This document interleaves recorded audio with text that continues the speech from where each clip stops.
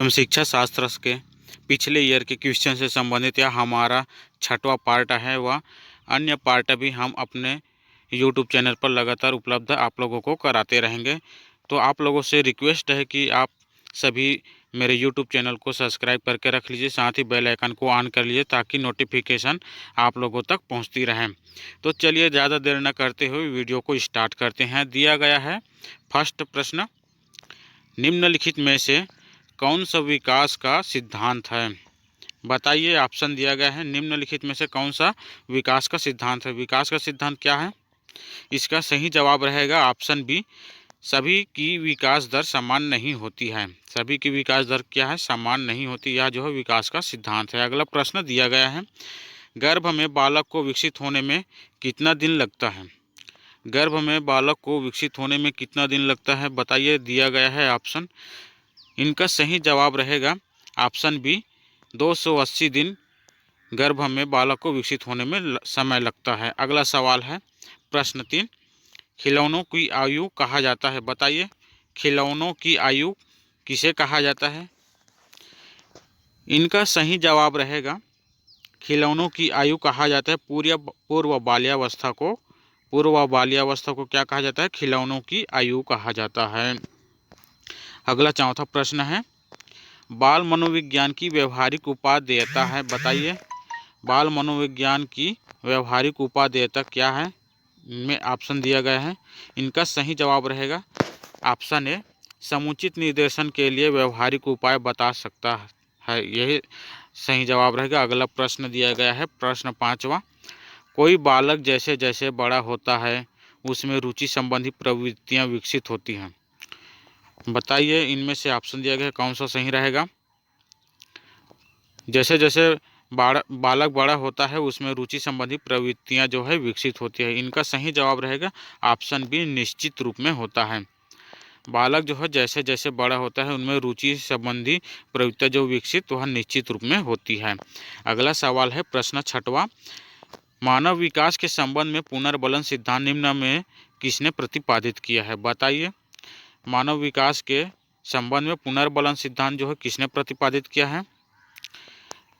पुनर्बलन सिद्धांत यह जो है इसका सही जवाब रहेगा ऑप्शन ए, डोलार्ड और मिलर ने पुनर्बलन सिद्धांत का प्रतिपादन किया है। अगला सवाल है प्रश्न 7वां, इरिक्सन का बाल विकास सिद्धांत है? बताइए, इनका सही जवाब क्या रहेगा? इरिक्सन का बाल विकास सिद्धांत है। इनका सही जवाब रहेगा ऑप्शन ए, मनोसामाजिक। इरिक्सन का बाल विकास सिद्धांत मनोसामाजिक रहता है। अगला प्रश्न है प्रश्न 8वां, निम्न में से क्या एक बालक के चरित्र निर्माण में सहायक है? बताइए, निम्न में से क्या एक बालक के चरित्र निर्माण में सहायक है? दिया गया ऑप्शन, बताइए इनका सही जवाब क्या रहेगा? बालक के चरित्र निर्माण में सहायक है। इनका सही जवाब रहेगा ऑप्शन ए, समाजीकरण। समाजीकरण जो है बालक के चरित्र निर्माण में सहायक है। अगला सवाल है प्रश्न 9, विद्यालय का बालक के विकास पर क्या प्रभाव पड़ता है? बताइए, विद्यालय का बालक के विकास पर क्या प्रभाव पड़ता है? इनका सही जवाब क्या रहेगा? इनका सही जवाब रहेगा ऑप्शन डी, उपरोक्त सभी। बालक के शारीरिक, मानसिक, सामाजिक, सांस्कृतिक तथा चारित्रिक विकास पर प्रभाव पड़ता है। बालक के व्यावसायिक विचारों पर प्रभाव पड़ता है। बालक के राजनीतिक विचारों पर भी प्रभाव पड़ता है। इस प्रकार जो है विद्यालय का बालक के विकास पर सभी क्षेत्रों में प्रभाव दिखाई देता है। अगला प्रश्न है 10, भारत में 21वीं सदी की पहली शिक्षा नीति है? बताइए, इनका सही जवाब क्या रहेगा? भारत में 21वीं सदी की पहली शिक्षा नीति है। दिया गया है ऑप्शन, बताइए क्या रहेगा? भारत में 21वीं सदी की पहली शिक्षा नीति NEP 2020 है। ऑप्शन बी इनका सही जवाब रहेगा। अगला प्रश्न है प्रश्न 11, शिशु क्रोध एवं प्रेम में अंतर करने लगता है? बताइए, शिशु क्रोध एवं प्रेम में कब अंतर करने लगता है? इनका सही जवाब रहेगा, शिशु जो है क्रोध एवं प्रेम में अंतर जो है 6ठे महीने में प्रारंभ कर देता है। 6ठे मास में क्रोध एवं मतलब प्रेम में अंतर करने लगता है शिशु। अगला प्रश्न रहेगा प्रश्न 12, भारतीय समाज के बहुभाषिक विशेषता को खाली स्थान के स्थान में देखा जाना चाहिए। बताइए इनका सही जवाब क्या रहेगा। भारतीय समाज के बहुभाषिक विशेषता को रिक्त स्थान में क्या रहेगा बताना, देखा जाना चाहिए। इनका सही जवाब रहेगा ऑप्शन ए, विद्यालय जीवन को समृद्ध बनाने के संसाधन के रूप में देखा जाना चाहिए। भारतीय समाज में जो है बहुभाषिक विशेषता को विद्यालय जीवन को समृद्ध बनाने के संसाधन के रूप में देखा जाना चाहिए। अगला प्रश्न रहेगा प्रश्न 13, नैदानिक परीक्षा का मुख्य उद्देश्य है। बताइए नैदानिक परीक्षा का मुख्य उद्देश्य है। इनका सही जवाब क्या रहेगा, ऑप्शन दिया गया है। इनका सही जवाब रहेगा नैदानिक परीक्षा का मुख्य उद्देश्य है अकादमिक कठिनाइयों के कारणों का पता लगाना। अकादमिक कठिनाइयों के कारणों का पता लगाना ही क्या है, नैदानिक परीक्षा का मुख्य उद्देश्य है। अगला प्रश्न है प्रश्न 14, एक व्यक्ति में प्रभावी श्रवण निम्नलिखित किस परिस्थिति में समाप्त हो जाता है। एक व्यक्ति में प्रभावी श्रवण जो है किस परिस्थिति में समाप्त हो जाती है। बताइए इनका सही जवाब क्या रहेगा। इनका सही जवाब रहेगा ऑप्शन ए, बाधक व्यक्तित्व के कारण। क्या होता है, बाधक व्यक्तित्व के कारण जो है व्यक्ति में प्रभावी श्रवण जो है समाप्त हो जाती है। अगला प्रश्न 15, जड़ बुद्धि वाले बालक की IQ या बुद्धि लब्धि कितनी होती है। बताइए इनका सही जवाब क्या रहेगा। जड़ बुद्धि वाले बालक की IQ या बुद्धि लब्धि कितना होता है। इनका सही जवाब रहेगा 71 से कम। 71 से कम होती है जड़ बुद्धि वाले IQ वाले बुद्धि लब्धि वाले बालक की। ठीक है, अगला प्रश्न है प्रश्न 16, बुद्धि के बहुकारक सिद्धांत के प्रतिपादक हैं। बुद्धि के बहुकारक सिद्धांत के प्रतिपादक कौन है। बताइए इनका सही जवाब क्या रहेगा। इनका सही जवाब रहेगा ऑप्शन सी, थार्नाडाइक। थार्नाडाइक जो है बुद्धि के बहुकारक सिद्धांत के प्रतिपादक हैं। अगला प्रश्न है प्रश्न 17, छात्र क्रियाओं का बौद्धिक महत्व है विद्यार्थियों में। बताइए छात्र क्रियाओं का बौद्धिक महत्व है विद्यार्थियों में क्या है। इनका सही जवाब, इनका सही जवाब रहेगा ऑप्शन डी, ये सभी। छात्र क्रियाओं का बौद्धिक महत्व जो है विद्यार्थियों में निर्णय शक्ति का विकास होता है, कल्पना शक्ति का विकास होता है, तर्क शक्ति का विकास। इस प्रकार से ये सभी इनका सही जवाब रहेगा। प्रश्न 18 दिया गया है। अगला प्रश्न 18, बालकों में भाषा विकास की असमानता दर्शाती है। बालकों में भाषा विकास की असमानता क्या दर्शाती है। बताइए इनका सही जवाब क्या रहेगा। इनका सही जवाब रहेगा ऑप्शन ए, व्यक्तिगत भिन्नता को। बालक में भाषा विकास की असमानता दर्शाती है, व्यक्तिगत भिन्नता को दर्शाती है। ठीक है, अगला प्रश्न प्रश्न 19 दिया गया है, मानव व्यक्तित्व का परिणाम है। मानव व्यक्तित्व का परिणाम क्या है। बताइए इनका सही जवाब क्या रहेगा। इनका सही जवाब रहेगा ऑप्शन सी, आनुवंशिकता और वातावरण की अंतःक्रिया। यह जो है मानव व्यक्तित्व का परिणाम है। वो आनुवंशिकता और वातावरण की अंतःक्रिया जो है मानव व्यक्तित्व का परिणाम है। अगला प्रश्न प्रश्न 20, प्रभावी ज्ञान अर्जन के क्षेत्र में सर्वाधिक विख्यात शिक्षा शास्त्री है। बताइए कौन है।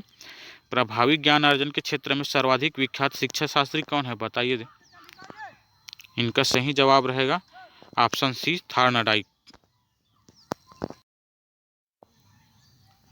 अगला प्रश्न है प्रश्न 21, सीखने की अंतर्दृष्टि सिद्धांत को किसने बढ़ावा दिया है। बताइए इनका सही जवाब क्या रहेगा। सीखने की अंतर्दृष्टि सिद्धांत को किसने बढ़ावा दिया है। इनका सही जवाब रहेगा ऑप्शन ए, गेस्टाल्ट सिद्धांतवादी। इसने जो है गेस्टाल्ट सिद्धांतवादी इसने जो है सीखने की अंतर्दृष्टि सिद्धांत को बढ़ावा दिया है। अगला प्रश्न है प्रश्न 22, कक्षा वातावरण में सीखने का महत्वपूर्ण नियम है। इनका सही जवाब क्या रहेगा। कक्षा वातावरण में सीखने का महत्वपूर्ण नियम है। इनका सही जवाब रहेगा ऑप्शन डी, हस्तलेखन। अगला प्रश्न प्रश्न 23, संज्ञान में अनुप्रयोग का महत्व है। संज्ञान में अनुप्रयोग का महत्व है। बताइए इनका सही जवाब क्या रहेगा। इनका सही जवाब रहेगा ऑप्शन ए, बच्चों के पूर्व ज्ञान की जांच करने में संज्ञान में अनुप्रयोग का महत्व है। अगला प्रश्न है प्रश्न 24, वाइगोत्स्की ने बालक विकास के बारे में कहा है। बताइए इनका सही जवाब क्या रहेगा। वाइगोत्स्की ने बालक विकास के बारे में क्या कहा है। इनका सही जवाब रहेगा ऑप्शन बी, यह सामाजिक अंतःक्रिया का उत्पाद होता है। यह जो है सामाजिक अंतःक्रिया का उत्पाद होता है। अगला प्रश्न है प्रश्न 25। वाइगोत्स्की के अनुसार बच्चे अपने साथी समूह के सक्रिय सदस्य कब होते हैं। बताइए इनका सही जवाब क्या रहेगा। वाइगोत्स्की के अनुसार बच्चे अपने साथी समूह के सक्रिय सदस्य कब होते हैं। इनका सही जवाब रहेगा ऑप्शन सी, किशोरावस्था में। किशोरावस्था में जो है बालक जो है बच्चे अपने साथी समूह के सक्रिय सदस्य बन जाते हैं। अगला प्रश्न है प्रश्न 26। शारीरिक रूप से अक्षम बच्चों को सामान्यतः खाली स्थान होता है। बताइए शारीरिक रूप से अक्षम बच्चों को सामान्यतः क्या होता है। इनका सही जवाब रहेगा ऑप्शन डी, डिस्ग्राफिया। सामाजिक रूप से अक्षम बच्चों को सामान्यतः क्या कहा जाता है, डिस्ग्राफिया कहा जाता है। अगला प्रश्न है प्रश्न 27। समस्या के अर्थ को जानने की योग्यता। समस्या के अर्थ को जानने की योग्यता वातावरण के दोषों, कमियों एवं रिक्तियों के प्रति सजगता विशेषता है। इनका सही जवाब क्या रहेगा बताइए। इनका सही जवाब रहेगा ऑप्शन सी, सृजनशील बालकों की। अगला प्रश्न है प्रश्न 28। निम्नलिखित में से समस्यात्मक बालक कौन है। बताइए समस्यात्मक बालक कौन है। चोरी करने वाला बालक। इनका ऑप्शन है सही, चोरी करने वाला बालक यह जो है समस्यात्मक बालक है। अगला प्रश्न है प्रश्न 29। निःशक्त बालकों की शिक्षा के लिए प्रावधान किया जा सकता है। निःशक्त बालकों की शिक्षा के लिए प्रावधान किया जा सकता है। क्या प्रावधान किया जा सकता है बताइए। बताइए कि निःशक्त बालकों के लिए शिक्षा के लिए क्या प्रावधान किया जा सकता है। इनका सही जवाब रहेगा ऑप्शन ए, समावेशित शिक्षा द्वारा। समावेशित शिक्षा द्वारा जो है निःशक्त बालकों की शिक्षा के लिए प्रावधान किया जा सकता है। अगला प्रश्न है प्रश्न 30। अनुसूचित जनजाति के बच्चों की प्रमुख समस्या है। बताइए अनुसूचित जनजाति के बच्चों की प्रमुख समस्या क्या है। इस प्रश्न का उत्तर आप सभी कमेंट बॉक्स में देना कि इनका सही जवाब क्या रहेगा। इस प्रकार मेरे द्वारा बनाया गया वीडियो आप लोगों को अच्छा लगा हो तो मेरे चैनल को सब्सक्राइब जरूर करना और लाइक शेयर ज़रूर करें।